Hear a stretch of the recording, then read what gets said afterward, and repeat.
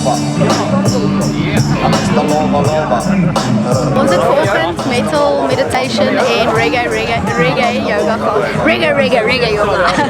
En die metal meditation was basies op 'n sekere frequency van metal, want die frequency stoot consciousness op. En dit het ek het gewerk op dat mense, ons was spesifiek gefokus om jou inner F-bomb te release. En dit het ons oorgegaan na happy reggae yoga en het is 'n paar lekker vinyasa flow movements gedoen en dit het spontaneously actually begin met crazy acro yoga en baie mense ingejoin, Dis klas, juffrou doen iets op die bord, jy vol. Hier is Ruben. En dan sien jy alles in kous hier. Ja, hulle is baie goed en ons is nie baie goed.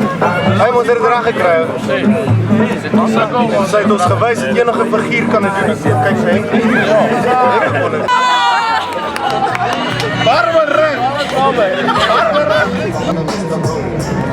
Dit stoot jou energy op, so dit is lekker as jy opstaan in die oggend om bietjie te strek en dit maak jy net lekker wakker, dit gee jou energie, dit is om 'n handvol vitamine te drink, dis dit get yourself a handful of fuck yeah.